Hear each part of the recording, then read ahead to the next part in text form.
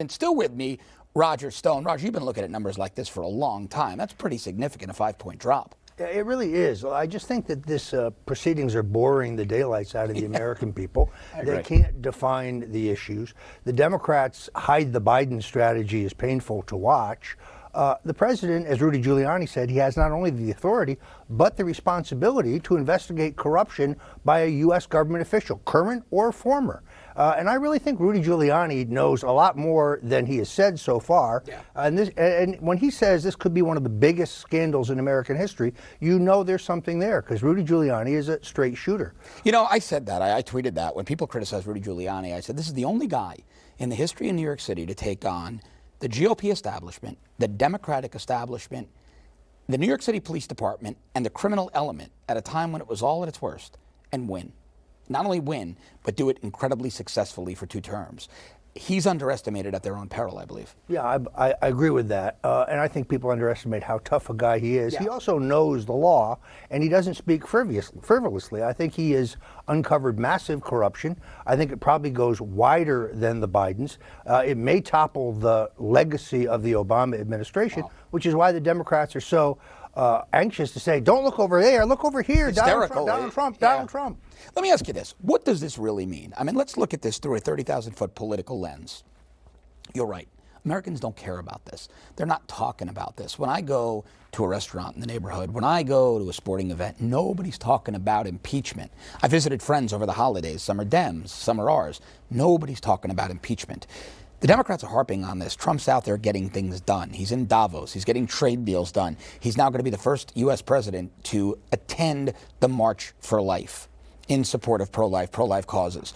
What does this really mean for Democrats through the lens of your experience come November 2020? First thing it tells you is they have nothing else to run on. Where's their program? We've seen Trump's program. It's working. This economy is on fire. It just keeps getting better.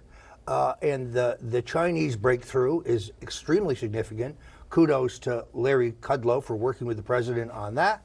And, of course, to the president, who is the greatest deal maker we've ever had in this job. Look, when you see the mainstream media saying constantly, Mitch McConnell is imperiling his majority, he is going to lose seats over his handling of impeachment, no, they have it exactly backwards. I think the Democratic majority in the House is imperiled. I think it is Nancy Pelosi who's in deep trouble. They have nothing else to run on other than we hate Trump, and that's not a very good strategy. They really don't. I mean, they really don't. And now you're hearing, there was I forget who tweeted it, I think it was Charlie Gasparino from Fox Business, said, Scoop, Barack Obama, he was told by sources, is considering a statement warning of the perils of a Bernie Sanders candidacy.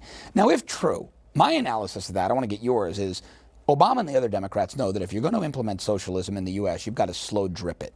You've got to creep it up on the American people until they don't know that it's gotten hold of them.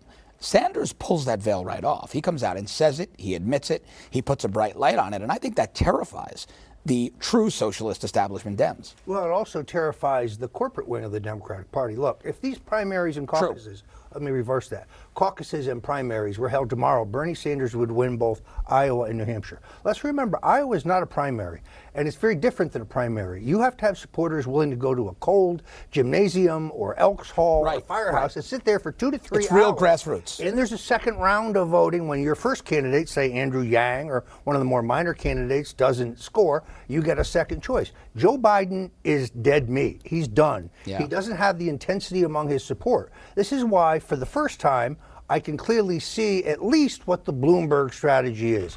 Bernie is going to sweep the early contests. Biden is going to not even finish in the top 3, in my opinion, and that's the end of his candidacy.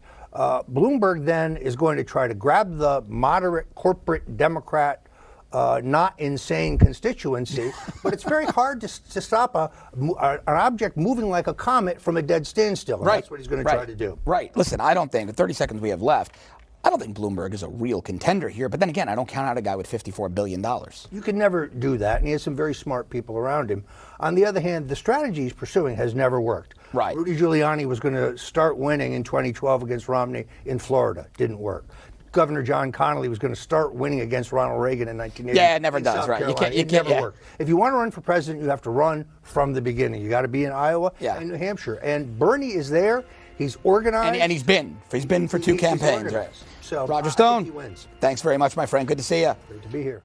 You just watched Newsmax TV, America's fastest growing news channel, now in 65 million homes. Get Newsmax TV on all the major cable systems or go to newsmaxtv.com and click on the Find Newsmax tab to locate us. Remember, Newsmax TV, we're real news for real people.